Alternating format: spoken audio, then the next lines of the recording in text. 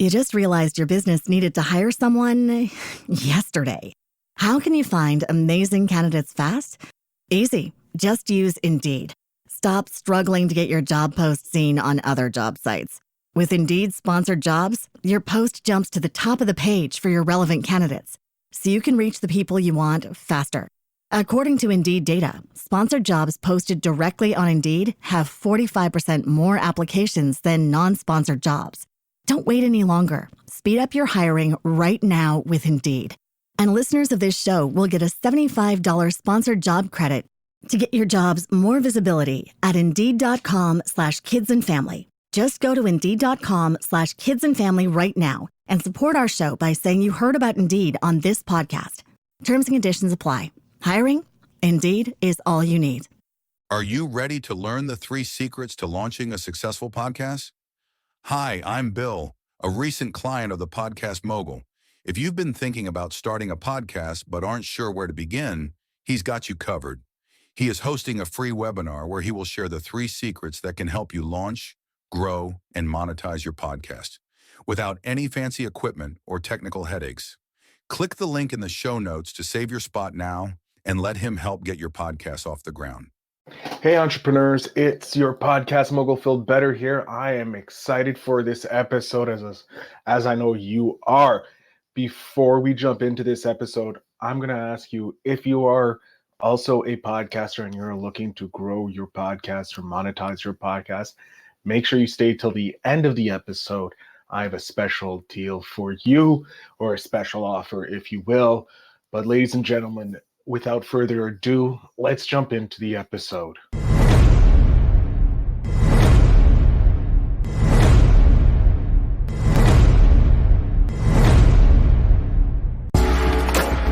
Welcome to Invest in Yourself, the Digital Entrepreneur Podcast. Join the podcast mogul Phil Better as he interviews successful entrepreneurs that make their living in the digital world. Now, let's join your host, Phil Better, and his special guest today on Invest in Yourself, the Digital Entrepreneur Podcast. Ladies and gentlemen, welcome back to Invest in Yourself, the Digital Entrepreneur Podcast. I am, of course, your host with the most, Phil Better, and today I am excited because we have probably one of the wisest entrepreneurs from on the podcast with Carole Krechman. Carole, thank you so much for being here. You're welcome. Thank you. Am I okay? Everything? Should I do got it? You're good. You're good. No worries, Carole. Carole, just out of curiosity, this is your first podcast that you're coming on to? For you. I've been on a number of podcasts. Okay, good. I want to just jump into it. I want you to, because you gave me this beautiful bio that I have over here, and there's like a lot of accomplishments. I don't know which one to touch on it. Like you're the first, likely the only 80-year-old woman who has a patent in technology from the U.S. government. Yes, probably I'm proud to say the oldest woman in America to have received a technology patent. And that was during the beginning of COVID. So it was a blessing and a curse. Now, how did you come up with, so what is your patent on? So for my audience to understand. We deliver video without broadband, all Wi-Fi enabled. Every satellite that Elon Musk puts up in the cloud, we can connect to. And so we don't have to, you don't have to have broadband. You can do it on your phone.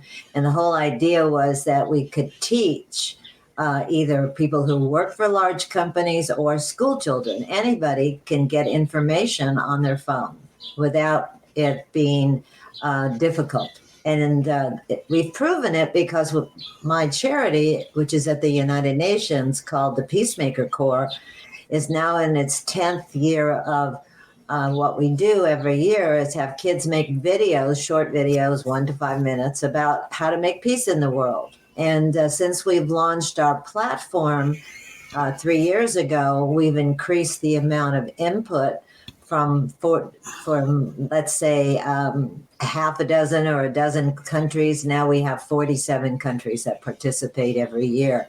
Of kids under the age of 18, 3 categories. And the subject matter is peace in the streets. How do we make peace in the streets?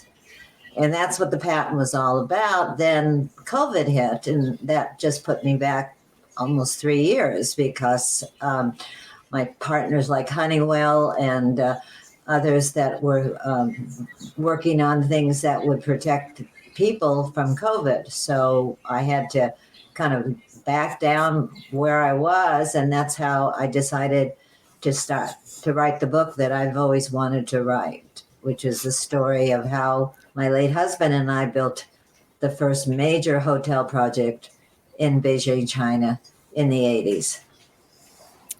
So, like, that's a large span of that's insane. Like, you're the first woman, a first 80-year-old woman to have a technological patent. You were one of the first people to create a hotel chain in Beijing. Like, you have a lot of firsts. So let's go back. What got you into being an entrepreneur? Well, when I was in school to become an architect, it allowed me, I was in the first class at UCLA, and I was the only woman involved in it. And it just seemed like that there's a creativity in my soul to make things better wherever I am. And that began way back in the years that I graduated from UCLA. And that was in the 60s. And I was the first woman to become an architect, but the architectural school was very new. And it was interesting because I got a lot of respect, which is something that a lot of women don't think that they get. I mean, I just sort of grabbed what I needed to do, and we moved along in various ways. And my goal was to create a way for more women to get into companies that are primarily male dominated. And we're talking a long, long time ago. Mm-hmm.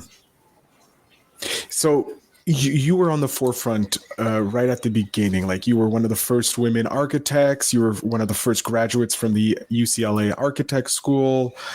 And then you decided with your husband, were you married at the time? Met him at the school? No, I got married and I had 2 children, and then I got divorced. And so I was raising 2 children by myself, and which was another challenge. Eventually, I got married again, and my late husband and I were married for 48 years, and I adopted his children because their mother died. I've had an interesting up and down life, but I've always focused on doing something that's going to add benefits to the world. And so you went over to China. You completed the. Let me tell you about China. Yeah, I want to hear about China because this is like people hear about China now, and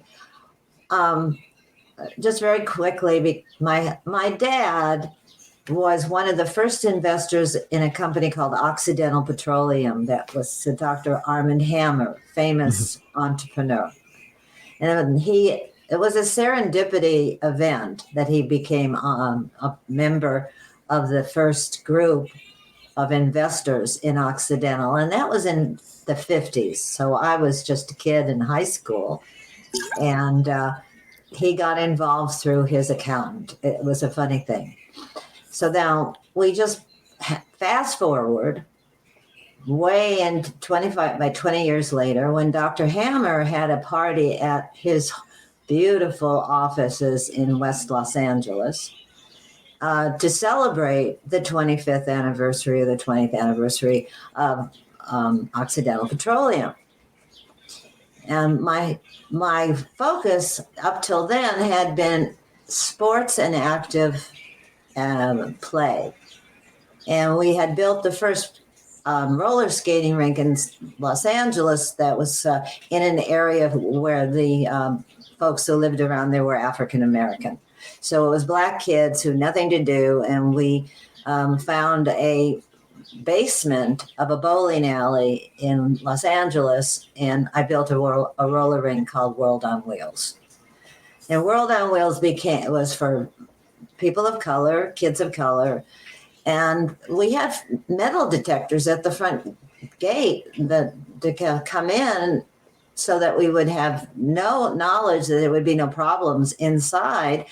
And we were the first commercial venture to actually have those magnetometers at the door. So there have been a lot of firsts in my life. And that building that roller rink was amazing for me to have as a platform. And over the course of the years, I actually bought the Ice Capades with all their ice rinks. I mean, I was in this active sports business for a number of years. How did I get to China? Well, we were invited with my father and mother to this event that Dr. Hammer was putting on to celebrate his 25th anniversary of Occidental Petroleum. And we were in the receiving line, my late husband and I, and Dr. Hammer. I hadn't seen him in years, but my father, of course, was speaking to him all the time. And we started talking about this ice roller rink and that I had, and that the fact that I had also had a bunch of ice skating rinks, and I was dealing with kids. And it was very interesting because he was very focused. We were in a receiving line, and I guess he spoke to me and my late husband a lot more than he had spoken to anybody else.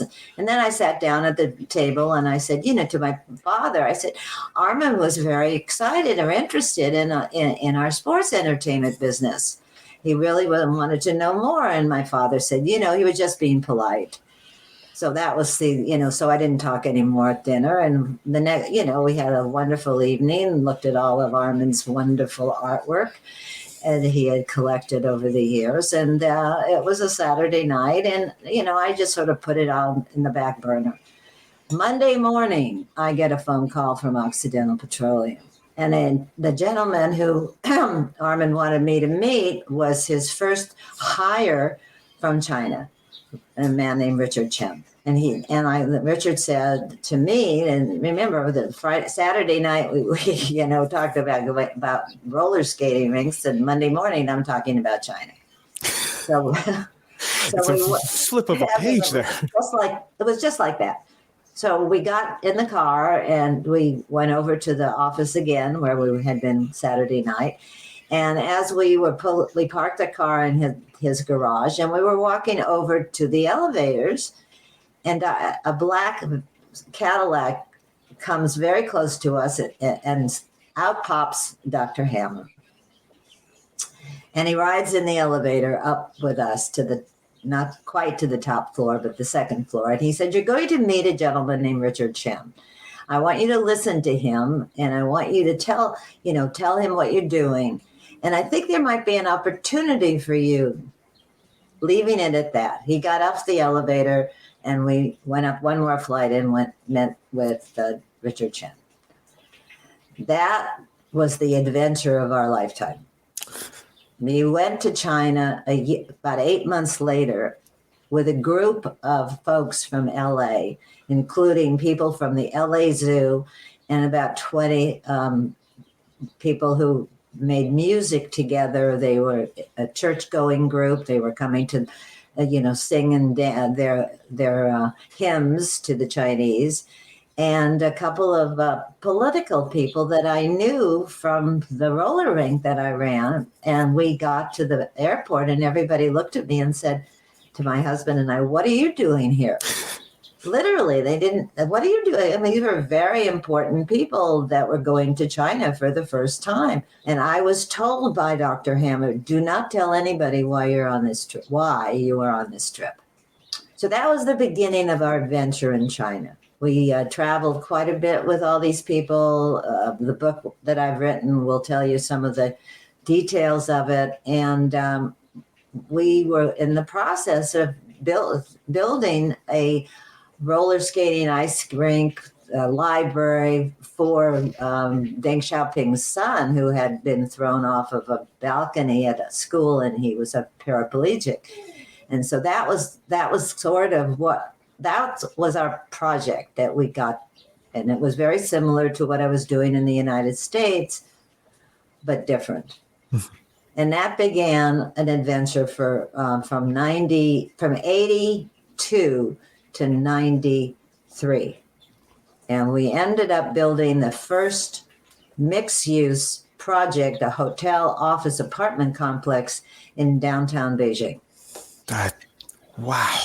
And that's just like from a random meeting talking about roller skates, you're to building the first Western style hotel in Asia, Right. In China. In China, in Beijing, right in the heart of it. After you came back, like obviously the book talks about all the amazing things that you've done there. When did you start deciding to make peace in the streets?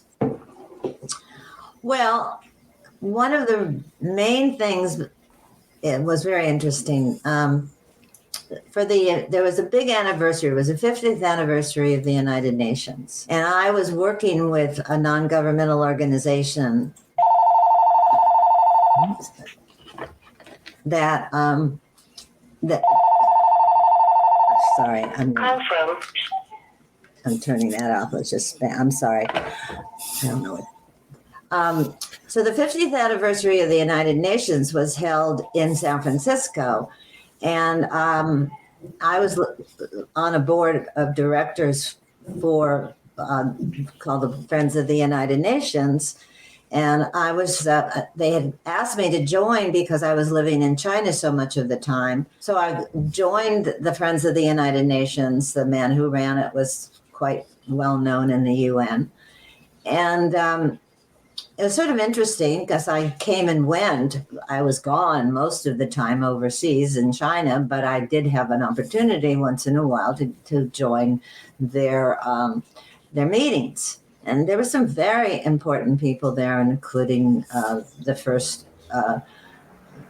son of the first Secretary General of the United Nations was in the group. And so I was in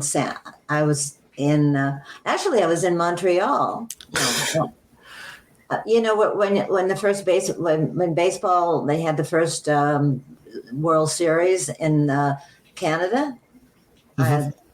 I was invited to that event and met some very interesting people.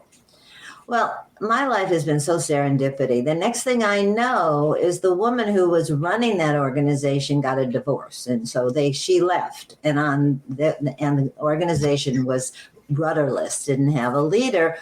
So all of a sudden, at that event it was in not Montreal, but in that part of the eastern part of Canada, I got tapped to be the chairman of the Friends of the United Nations. And I kept on telling everybody, well, I don't live here. I live in China, but I'll do the best I can. So for the 50th anniversary, I ran that event in San Francisco, because San Francisco is where the signing was done for the charter. And that was the beginning of a real relationship that I had with the United Nations. While I was living in China, the Friends of the United Nations became the Peacemaker Corps. And I said, instead of having adults, let's look at how we can deal with the new generation. And that's where that was the beginning of me having leadership for the United Nations, for the Peacemaker Corps, to make peace around the world. And first we had a couple of events at the UN, and then we decided the best thing we could do is if kids have phones, you can make a film on a phone. And that tied into my patent.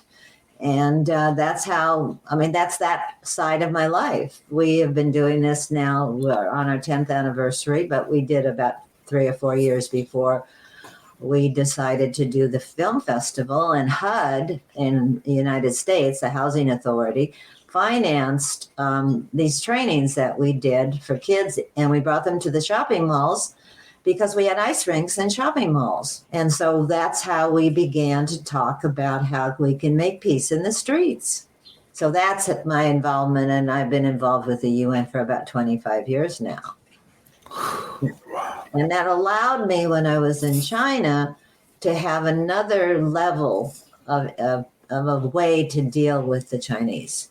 because I brought not only the kids' films, but I also brought the fact that I was also part of the United Nations. So that was a real help for the business to have that relationship with the UN. And it was a very interesting.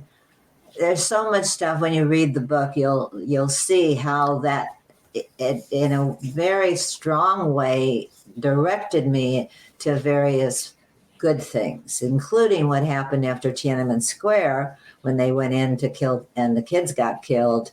They didn't know the Chinese didn't know what to do. And Ted Turner was there with his TV show because the president of Russia was meeting with the president of China at that very same time.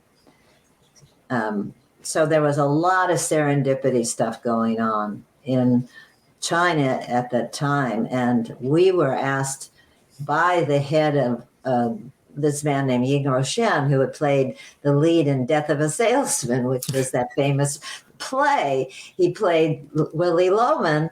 He was now the head because they were trying to figure out how they were going to back up the fact that they had killed all those children in Tiananmen Square. So we were like the guinea pigs of the Western world. So, I mean, it goes on and on. That the synergy between us and the Chinese was amazing. And we had great friends from the top to the bottom. And we still do. I mean, I don't know whether people that are listening to you knew that there was a balloon over Ontario, Canada, that the Chinese had put up there, like 3 weeks ago or something? Something about that. They're around that time. I think they did it for the launch of my book. Now, I know everybody's going to think I'm crazy, but why did they put that balloon up there? I actually wrote a play called Balloons Over Beijing that it never got published, but I have So, and then about 2 weeks after that, right before we launched our book, the woman who was my first secretary in Beijing at our office, I know she was a spy, and she's now in Beaumont, which is very close to where I live. And she called me on the phone and, I hear about your book. And I said, Shalu, I'm very, very busy right now. We can't talk. And I hung up the phone on her because I don't want anybody out there to know in China what we were doing because we were launching this book. So what we built was not only a hotel, but an office building and an apartment complex that was attached to the hotel. So if you were a white person and coming to China for the first time and wanting to do business, not only could you have a hotel room, but eventually you could get an apartment. And they were connected by a corridor where they brought the food either to the hotel or to the people that lived in the apartments. And then we have an office block so that it was all kind of synergistic, which the Chinese had never really ever seen. But we brought it to China. So you had a hotel, you had apartments, and you had an office. So you could have your office in the office. One of your paid people could live in an apartment, a Western apartment, and people would come to the hotel. There's a funny story about the Chinese. So when we opened the hotel, we had a penthouse on top floor, and all was a little bit better than any of the other stuff. The penthouse was the penthouse. There was a whole floor of that. And when I came back to China, we went back and forth quite a bit. I said, well, let me see what the penthouses look like. And they said, they're not quite, we're having a problem. I said, what's the problem? He said, well, there's air conditioning is on the roof and it's making noise. So we haven't been able to open those apartments yet. And I said, really? Let me go look. No, we're taking care of it. I said, let me go look. So I went up and I started to look. And, they had a peephole so people could see who's coming to your door. So I looked at the peephole and most of them were covered with some tape, so I couldn't see what was inside. And I walked around the whole top floor, and I finally found a couple of where that peephole had the paper they had put over it had slipped. And I looked in, And lo and behold, what did I find? I found apartments filled with televisions and refrigerators and other things that they were selling out the back and not giving us any of the money. So that's who the Chinese were and are. Sneaky, all for them. I mean, we did figure it out, and we opened up, the next time I came back to China, my husband and I stayed in one of those penthouses.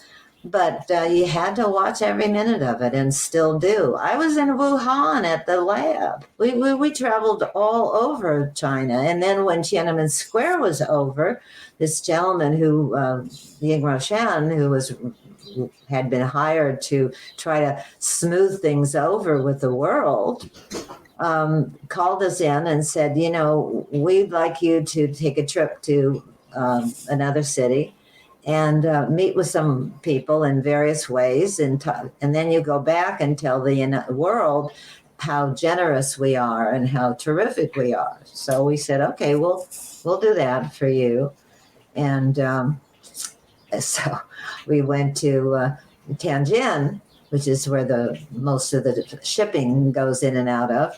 And by the time we got through with 2 days, there was a phalanx of people behind us that followed us everywhere. We went to people's homes where they were raising fish, and they wanted us to see everything good about the Chinese so that we could go back to the Ying Roshan and be able to publish that this was a mistake, that the reason that the people, the police and the army went into the Tiananmen is that they didn't speak the same dialect, and they had all kinds of excuses for them because they didn't know what to do after killing those children. But they survived, and we lived there with the hotel operational until the towers came down in New York. And then we sold the hotel back to China and moved to Bermuda for a few years to start another project before before things changed in America. So we're back home, and I've written a book, and I love the stories that I've heard from people that this is really a new way to learn about what China's all about, and know that we have to watch them every single minute.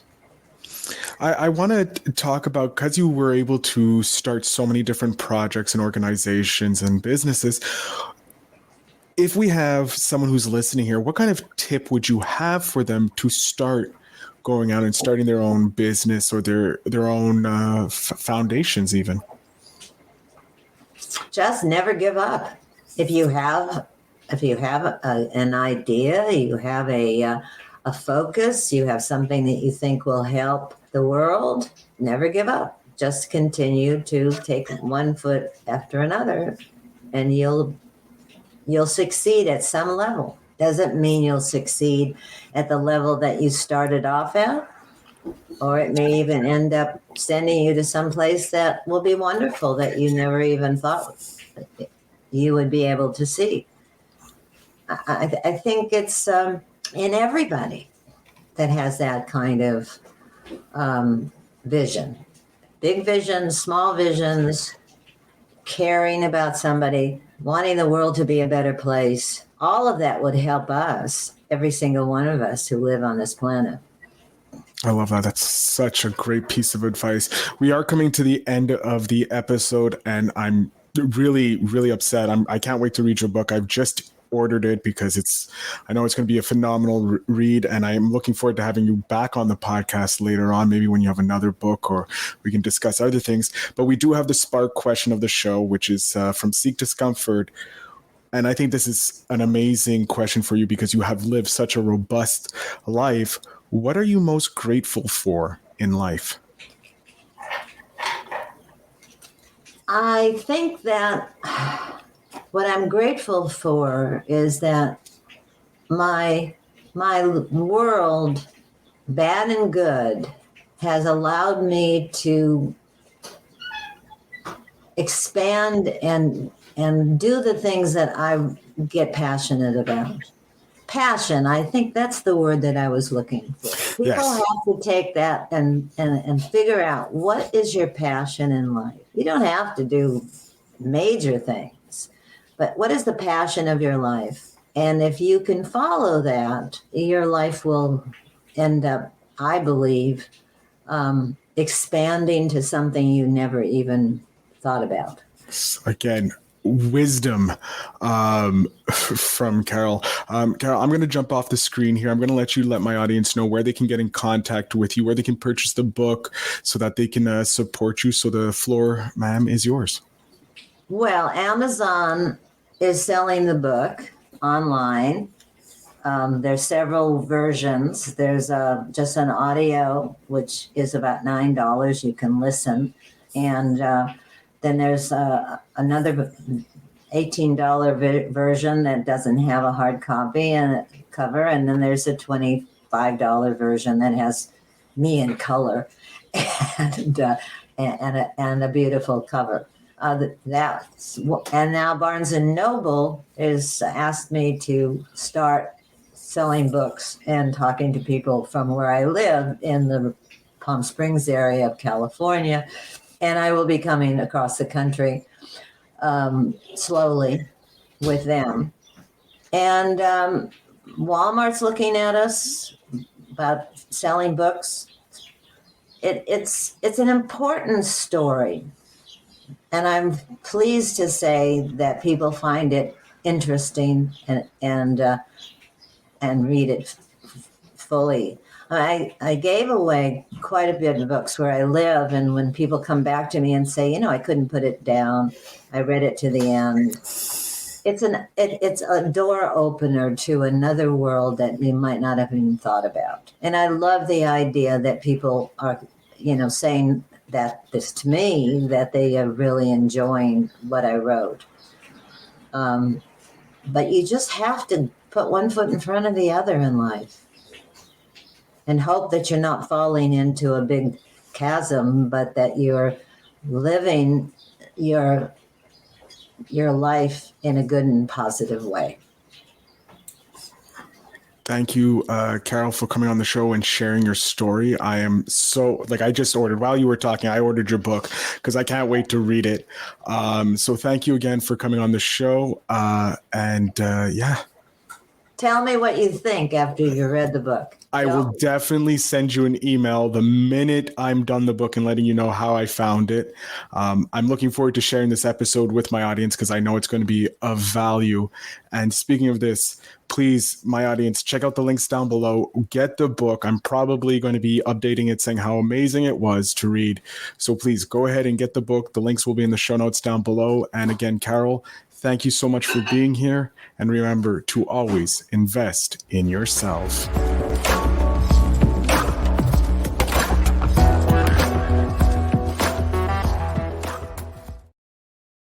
Hey, digital entrepreneurs, thank you so much for listening to this episode. I hope you guys have enjoyed it. Now, if you're looking to take your podcast to the next level, like most of these entrepreneurs have taken their business to the next level, to scale it, if you will, make sure you check out my brand new newsletter. Links are down below. It is called the Monetization Mogul Syndicate newsletter, or it could be Feel Better Stories of Monetization Moguls, or Making Moguls is what I do. So make sure you go ahead and check that out. But I want to thank you very much for listening. And as always, remember to invest in yourself. Thanks for tuning in. Now it's time to take the next step.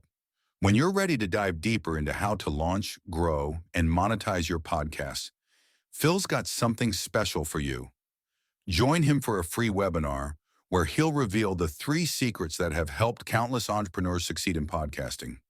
Click the link in the show notes to save your spot, and let's turn your podcasting dreams into reality. You just realized your business needed to hire someone yesterday. How can you find amazing candidates fast? Easy. Just use Indeed. Stop struggling to get your job post seen on other job sites. With Indeed sponsored jobs, your post jumps to the top of the page for your relevant candidates, so you can reach the people you want faster. According to Indeed data, sponsored jobs posted directly on Indeed have 45% more applications than non-sponsored jobs. Don't wait any longer. Speed up your hiring right now with Indeed. And listeners of this show will get a $75 sponsored job credit to get your jobs more visibility at Indeed.com/kidsandfamily. Just go to Indeed.com/kidsandfamily right now and support our show by saying you heard about Indeed on this podcast. Terms and conditions apply. Hiring? Indeed is all you need.